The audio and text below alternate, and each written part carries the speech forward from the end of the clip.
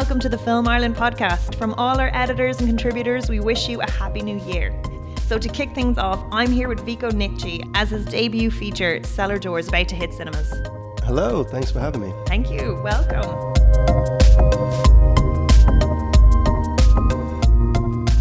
First off, I got to see your film last night. I was watching it on my high definition television, so it wasn't. Thank you for watching it on a TV. On our sneaky screeners that journalists get to watch because we're spoiled. Yeah, I hate those things. Necessary evils. But did you like it? What did you think of the film? I actually thought it was excellent. Not to say that I was surprised. It was just very different to what I thought it was from the marketing that I had seen. I'm going to be very, very careful during the course of this not to give anything away for people listening, because there's so much. That's been the minefield of doing interviews. Yeah. Yep. But I will touch on things, and I think there's a few questions that I'm going to ask before we get into the film, which and we will in good depth. First of all, can you tell me a little bit about your background? So you were an actor first? No, I wasn't an actor. Yeah, I have been. You had a few roles for not an actor. Is there really? Yeah. Oh God, I got to get rid of those. No, I have been in front of the camera, but really it was all as part of my journey to direct. I grew up in New York, making films, trying to recreate what we saw in the cinema at the time as teenagers in Brooklyn, which included things like Terminator. So we had a version low of Terminator budget, 2. which is perfectly easy. Yeah, very low budget. Our liquid metal effects were made from tinfoil, actually, in stop animation. And so they the were original awesome. Sweding, really. I think so, yeah. I just worked on sets and, came here about 20 years ago and just continued to be involved in many different kind of roles in film and training and theater.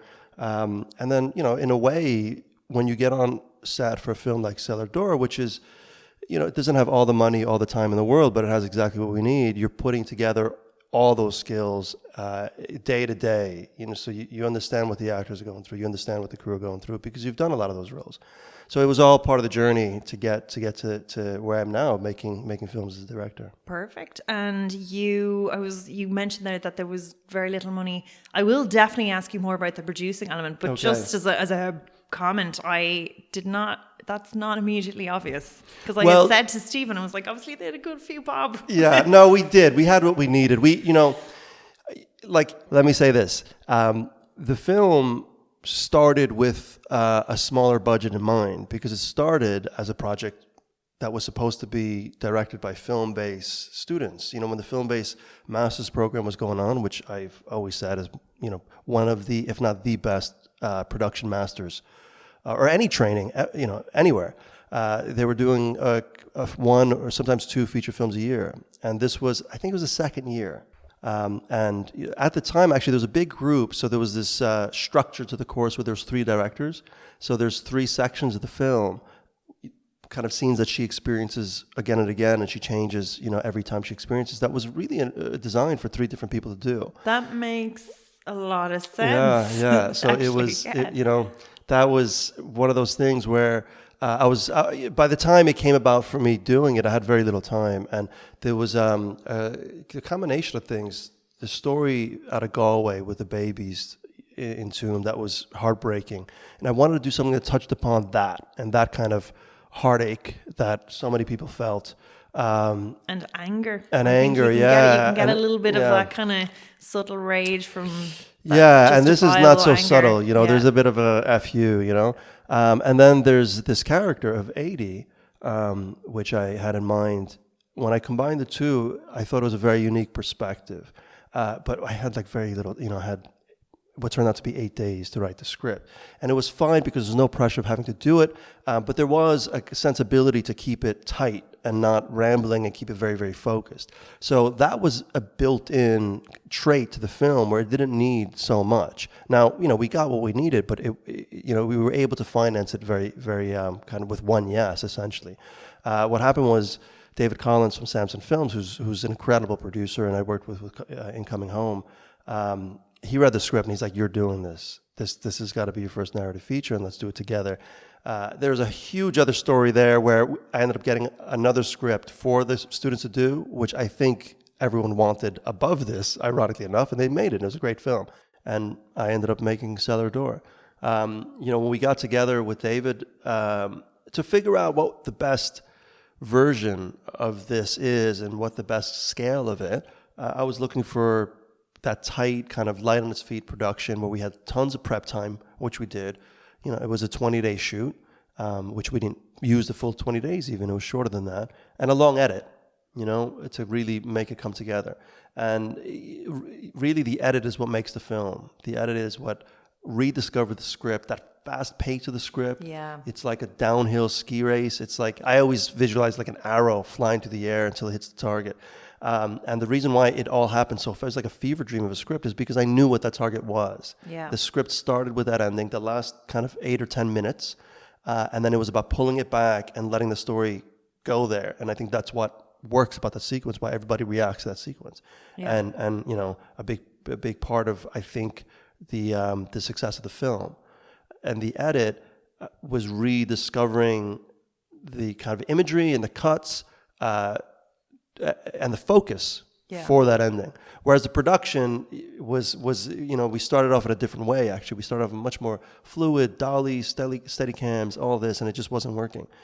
So where the production kind of found its pace was day 4, when we started reshooting days 1, 2, and 3, which is a very risky thing to do, but that's what we did. To, again, go back to, you know, it sounds kind of abstract, but the truth of the character. Yeah. It's not abstract to those who've seen the film. Yes, of course. It's very atmospheric. There's the writing is very tight. It's very engaging. And like that, there's like an aesthetic and like an energetic flow to it that I don't know how you achieve that. It's very hard to do. Do you think because you were the writer, it was, you kind of had a better concept of it, so was able to navigate that? Like, how did you work with your DOP as well? So I'm very interested in how you got it. Well, there was 2 stages of the DP. Rob Flood, who's amazing. We were in the trenches together filming a documentary called Coming Home in New York. And you know, we were a 2-man band then, and with no crew, he was able to create the most beautiful film in that doc. And if you pause there for a second, just in the storytelling, because that's where we got back to. Because what happened was, when we got the opportunity to do Cellar Door, we went, you know, we had the resources and we had the equipment and we had the lenses we wanted and the cameras we wanted and the grip gear, and we prepped for a long time a different film in Cellar Door. We prepped a smooth flowing, fluid, kind of Steadicam, long dolly shots and long single takes. I mean, I think our version of Cellar Door could have been done in 50 or 60 shots in the whole film. That was very much the style. And that's style survived into shooting. You know, we started shooting that way for the first couple of days.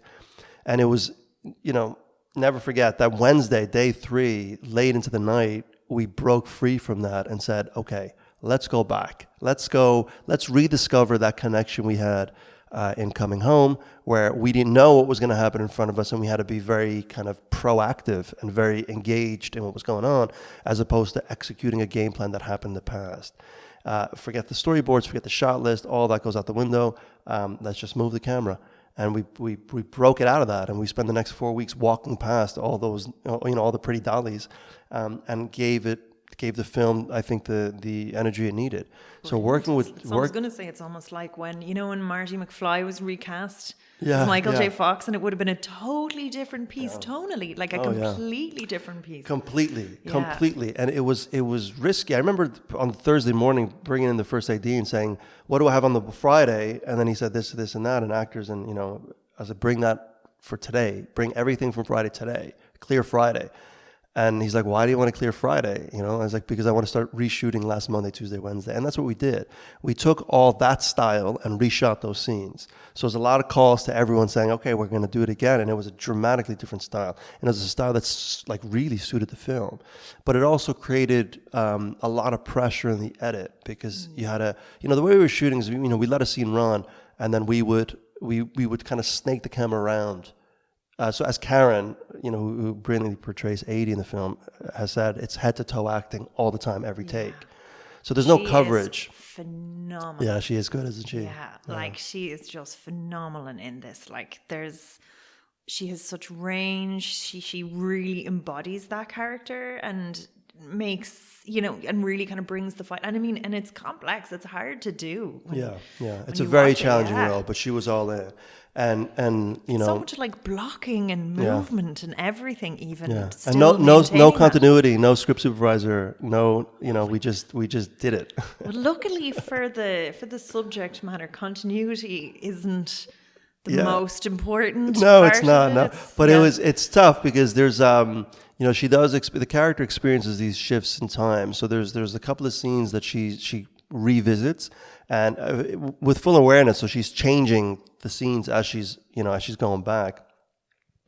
So Karen, having kept track of where she's in the script, did a brilliant job in that. So she knew exactly where she was in the journey, even though you're shooting it out of order, of course, and even though we weren't doing a huge amount of takes, but every take we're doing the whole scene, and we're whipping back and forth across the actors, and you could be on her hand when she's delivering a performance, and then needing to choreograph the camera movement up to her face, to the line, and a lot of stop and go, and a lot of very kind of, it was just kind of kinetic directing. It was very much hands-on. And she just took it in stride, staying in character all the time, and just doing an outstanding job.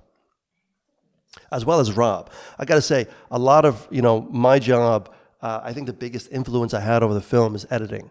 And when you're sitting over the footage, you realize that what I'm doing is there was a choreography between the camera operation and cinematography, i.e. Rob Flood, and then Karen's performance. In so many of the scenes, she carries the film. She's, it's mainly her character we follow, and the movement between the two, the blocking, the kind of just like both of their performance nearly. It's like figure skaters, and that's what makes the footage what it is. That's what makes it, I think, special. So I'm going to jump back a little bit to the production side of things. So David Collins said, "Yes, we're going to try and make this." What was the funding process like then? You're a producer on it as well, aren't you? I am, yeah. So all the hats. A lot of hats in this one, and a lot of decisions. So you just have to make the, it's usually binary, this or that, and you have to make sure you're trying to, keep the thing on the right path. The finance process, we wanted one yes, that was going to be the film board. And there was Mary Callery at the time, who was in the film board, was a champion of the script. She loved the script. We met with Mary, and she had great thoughts on it. We did a draft. I think we did, the draft 2 was with the film board, and then we put it in for production finance, and they said yes. We had an amount that we wanted to do it for, which was, all we needed, and it was all about finding the right actor, which took a while, but we found Karen, and the right space. So we shot in Harold's Cross, this amazing old seminary that was, I think, on the verge of being turned into apartments, and based there for most of the time. And once we had the right kind of, location, the right cast, and we rounded out with an amazing ensemble with Mark O'Halloran, Catherine Walker, Leah McNamara, so many great people in the film. We needed a space to contain it because the film is quite contained, and that was half the battle. We found the right space, and we found a space we can work in for many months before in order to prep. So I always say, a great idea is cheap enough if you have it early enough. So we had all the great ideas, and we were able to execute, enough of them, I guess, to have the film be released in front of audiences. Excellent. But again, I was saying I thought you had the big books, but the casting process, again, you had, it was relatively speaking a small enough cast, but incredibly good, great chemistry. There's a lot of kind of subtleness that, there's a lot of shifts, there's a lot of intrigue. How did you kind of get the actors into the heads of their characters, and how did you work with them together then? Well, that whole process starts with the auditioning process and the casting process, led by Louise Kiley, who's brilliant, who did a phenomenal job.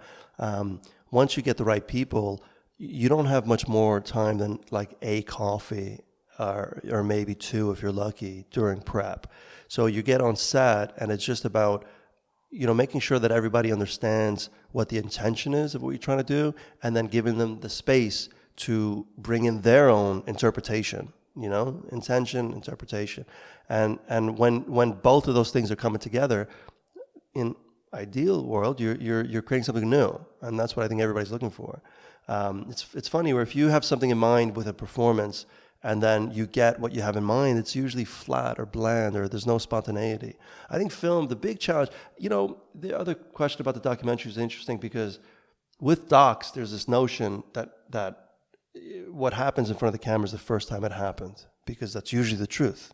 There's no take two, or there's no second camera, or it just happens, and then if you're lucky, you capture it. Very much like theater, even if a show is run for 100 performances, when that audience sees it, it's the first time the actor has said that line that night. So this first time every time is what I'm always after.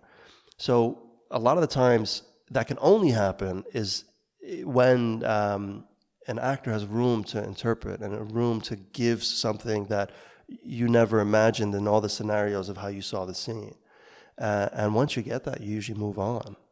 So that's what you'd be looking for. You'd be looking for them having the understanding of the character and the role, and then if you did your job right, and I think we all did in this film, you've cast right. So it's a lot of the actors just being themselves, their own vibe, their own flow, their own energy, funneled into the scene that you're shooting.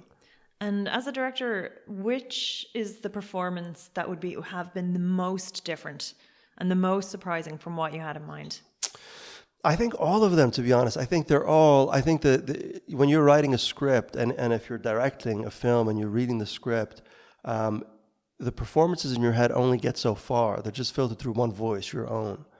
And it's nearly like blank-faced mannequins in your head. And you're always, you have to bring it into a new space, a new interpretation. So they're all very, very different. And in a way, when I go back and look at any of those pages or the process, now I'm seeing, these actors in it. They've kind of, it's a bit like watching a biopic and you picture Johnny Cash as Joaquin Phoenix or whatever, it kind of rewrites history in that way. And I think, great performances do that. And I think, the crowd in Cellar Door have absolutely done that for me. They've made it into something beyond what I thought it could be. And with regards to the edit process, so how much, you were saying that took a long time. How long did that take? The edit process was funny. It was, I think 9 or 10 months, my God. And it was archaeology. We were shooting a lot, and there was no continuity, and we were very, very free flowing with the camera. And in the script, if you go back to how I wanted to shoot it, there was always these match cuts, and they're in the script between scenes. So a lot of the original intention was, you shoot, a 1 or 2 page scene in 1 or 2 shots, and you pick your favorite take, and then you match cut it with the next scene. This happened 5 or 6 times in the script, maybe 8 times. When we started shooting it, I realized, let's try to do it all the time. And the edit was about finding that. There's a flow to the edit where every scene has some kind of transition based on the gesture of an actor, or she stands up in one location, ends up in another, and we don't know when the cut happened or when the transition happened. Or as you can see in the trailer, a number of these are showcased. She begins a turn in one location and finishes it in another. And it's all part of her conflict and all part of what she's going through in terms of this kind of confusion and this kind of mystery that she's trying to unravel. And once 1 or 2 of those cuts were made, and then 3 or 4, and then 5 or 6, ended up being 1,500 of them, and then ended up, doing that same style across the whole entire film. I did the first act, and I knew it was a special take. It was a special type of edit. But I didn't know whether it can sustain the rest of the film because just the footage wasn't it wasn't designed to do it as much as I needed it done at that point. So I went ahead and jumped forward and cut the third act. And I was like, okay, if I can end it in this voice, then I can figure out the middle. And that's how the edit process went. So people would watch the rough cuts, and the first act would be, it'd be great, and all the notes would be in the second and third act. And then I'd do this to the third act, and then all the notes would be in the second act. And this continued going on until there were no notes, until it was just fluid. It was one complete thought. So in a way, there was only one draft of the edit, which is taking it from the assembly to this fine cut. Because, when you watch the film, you'll see, or when audiences watch the film, they'll see, it's very much like meshed together. Like the cut is the cut, and a lot of times it's hidden. You can't see where it is. As a matter of fact, when we were grading the film, and you have to kind of reopen those projects, I was rediscovering edits that I made that I forgot were there because I've been watching it and not seeing where the cut was, you know? So it's what elevates the film. I think it's what makes it unique. And it's what took the most amount of kind of creative effort and the biggest leap of faith, because it's one of those things where it has to be sustained over the whole 90 minutes for it to work. Because if you get to a point where it starts becoming traditional or feeling like coverage or anything boring, which was against what the journey of the character was, then there's nearly no point in doing it, because it's half done. So that was a big risk, you know, and it was a risk that you needed to spend the 9 or 10 months in the edit, maybe 11 months. To see whether it paid off, and I think it did. So that's longer than it takes to gestate an entire human being. Was there any point during that process that you were like, more I actually want to go to, well. I want to set this on fire? Oh yeah, I watch this one more time. Absolutely, every single night of that process. Yeah, you're you know, there was, you know, I'm working through the night and, you know, cursing at the screen. You know, it was like archaeology, and it was tedious and it was painful. You know. But what I always had to rely on is the brilliant cinematography and the brilliant performance. And those are the two things, really. That's what was shuffling together, you know. But, you know, if I needed the camera to pan right and it panned left, you know, it was one of those things where on set we could not have known how the edit was going to be or what was required on set. We were just, you know, instinctual on set. And then to have an instinctual edit just needed a lot of time. There's a lot of footage and a lot of time to stay true to that, I guess, intention of the set. It sounded very, you were kind of showing your documentary roots as well by editing in that way. Yeah. What was it like watching it with the audience for the first time? It's, you know, I always feel like my job is done. You know, I feel like if... So you don't sit there with the audience going... I watch the audience, but I don't. I mean, look, there is a bit of that because you want them to like it. Obviously, this is the age of Netflix and the age of a million films, and it's very difficult to get attention or to get somebody to sit through. And it's not only films; they can watch any number of entertainment, you know, things out there in any number of different formats.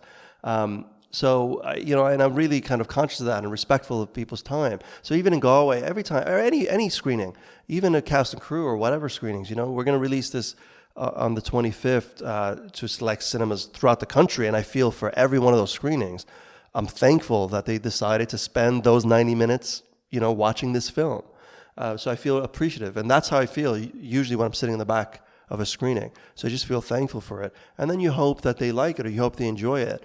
With this film, you can kind of see the markers. You know, there's a scene where it cuts to a close-up of her writing and the whole audience goes like this. They turn their heads to the side. And the shot happens so fast, but you know when, you know, 90% of the people doing this, they're in engaged. it. Yeah, they're engaged. Yeah. So there's a lot of markers in the film and in the edit where I see the reactions. You know, so, you know, you're looking out for them naturally. But of course, you're looking for me. I'm looking for the tears at the end. I'm like, give me all the tears. I want an emotional connection. That's what I want. And there, you know, when the mystery unravels, you know, 70 or 80 minutes into the film, that's when you know whether you have an emotional connection with the audience or not. So yeah, there's always a bit of apprehension waiting for that moment. But overwhelmingly, I'm just thankful that people decided to give their time, a festival or wherever, to watch this film. There's so much out there. It's so much out there, you know? It's certainly tonally just very different to what has been the status quo for a while when it comes to like regional films or even indie films. I think the energy is a big part of that. Even we have given a lot away, but we've actually given nothing away. No, so, very carefully like, so. Very carefully. Like, I mean, you will go in after hearing all of this and be like, that is not what I expected. Which is, I mean, I watched the trailers, I had read the press for it, and I was like, this is just not at all that. So yeah, look, and I think the best films are certainly. Oh, thank you. I'm glad it stands out because I think the best films stand. I think the best, you know, pieces of theater and pieces of art stand out, and they're outliers. And you know, you're making something. You're hoping to make something that's a singular voice and a unique voice, something that hasn't been said before, in a way that hasn't been said before. And you know, like as much as what's out there now, to be honest, I'm a bit tired of the kind of the big superhero films or the kind of razzle dazzle films, the it just feels like we've seen it. What's new? We've seen it. What's new? And that's not to say they're not great. It's just that, you just want some kind of counter programming as well. I'm coming like from, like the days of the 90s and like the Mementos and the Sixth Senses and the Irreversibles, mad films. And it did. When I was watching it at the very beginning, I got the Memento from it. I was like, what? And I did think that even when and this is in the very first scene, but she had a little thing written in her hand, and I was like, and I had that kind of, it's because it is a thriller, and there's no revealing that there's mystery involved. Yeah. So I definitely got that. And then when I thought about the name, I was like, is the Cellar Door a nod to Donnie? Our good old friend Donnie. Yeah. Well, it's inspired by the same thing that inspired them, which is it's supposed to be amongst the most beautiful sound in the English language, which is where Donnie Darko had. I mean, Donnie Darko is another film, kind of special effects film. Oh no, completely different. Yeah, but a beautiful film and an engaging film. These films where you watch a lot of these films now, and the credits roll, and then that's that. You've enjoyed it, and hopefully it's been great, and you've passed the time, and then that is it, right? There's nothing else to engage with or think about. Whereas some of these films that we're talking about, Donnie Darko and Memento, is the credits roll, and you're thinking back, oh yeah, that's why they did that. Or, there's an engagement. There's like part of the formula is always the audience, and that's the part you can never write or you can never account for. So a film like this, I think, leaves room for that engagement and talking about it afterwards and letting it resonate. So that's what I was looking to do. Yeah, and I think it works because definitely audiences have been ruined in the past few years. Like, it's very hard to get something fresh and new because, I mean, there's so many times you're just flicking through Netflix and you're like, this is a variation on the same thing that I've been watching the whole time, which is why it's so difficult to do something that's fresh. Yeah. But I do think this manages to do that and just stand out in an area where it's all been done before. Yeah. Well, that's what I'm hoping. I feel like it does stand out. I think that was always the intention. And we had to, like, the film, it was not automatic, like the script stood out and everybody loved the script.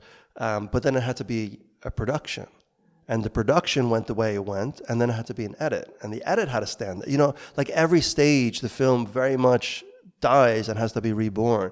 And now you're in a weird stage of the film where we're talking about it without giving it away, or setting up an audience to see it so they understand that it's different, but they also, are hopefully in the right mind frame to receive something that's different, because if you're expecting a horror, it's not, so you can't really sell that, and you can't sell, you can't sell what it's really about, because then you lose the enjoyment of it.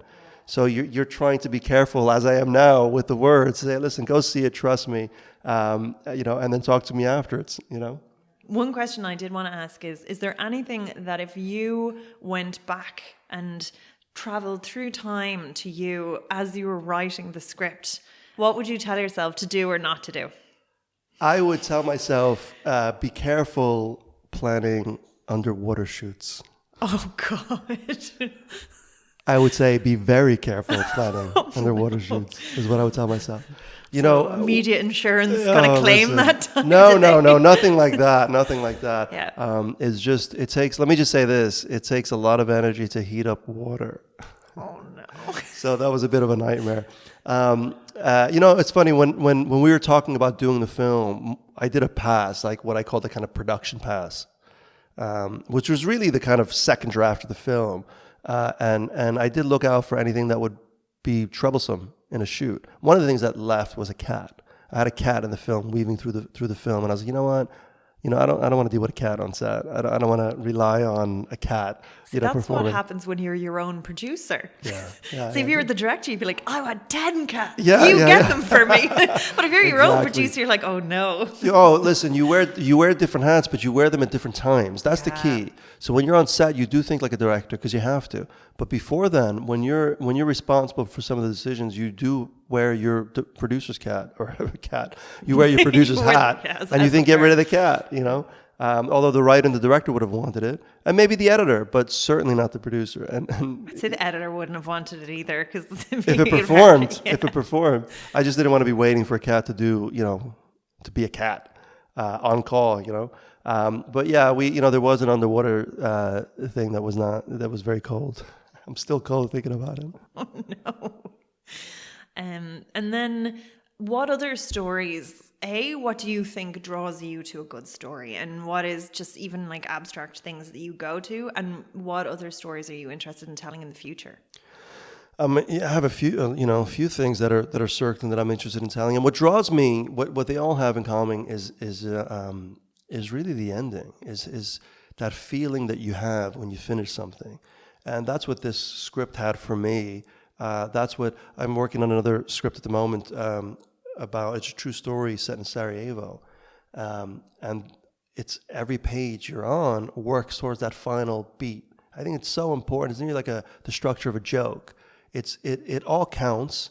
Everything that's said counts towards the punchline, and it's not about a surprise or twist. It's just about satisfaction or closure. So it's that feeling when the credits roll of wanting to keep thinking about it and being excited to keep on thinking about it. The feeling of let's go for a coffee or a drink or whatever, stay in the lobby and keep talking about the film. I mean, a lot of the films you're talking about earlier, you still talk about 20 years later. You talk about those moments, or you talk about like Cellar Door and Donnie Darko. When was Donnie Darko? When was that? It was about 18 years ago. 1999 or something 20 like years that. ago nearly, and you're talking about one beat in a film from that long ago, and that's the engagement I'm always drawn to. So it's not finished when the film is finished. The engagement is not finished. That's the big thing for me. I wanted to hear a little bit about it. You got very positive responses to it so far. What have they been? Oh, they've been like humbling, mind-blowing. There've been phenomenal responses for the film, because it's a sensitive enough subject to a lot of people that they care about it. So it's curious to see how people react. And on two fronts. There's the spoiler-free front of a woman looking for a kid and kind of trapped in this nearly like a Magdalene Laundries type story, and then there's the other side of it. And people are affected by both sides. So our first public screening in Galway was incredible, because that whole weekend people were coming up to me that were affected by the issues in the film and like were really appreciative of the film and how it represented those issues. The response has been phenomenal, because when you're sitting in a studio cutting, you hope that engages that way, but you don't really know until it goes out in the wild. And now it's going out truly in the wild. Like film festivals tend to be favorable, now it's just out in the real world. So the screening's the 25th? 25th of January.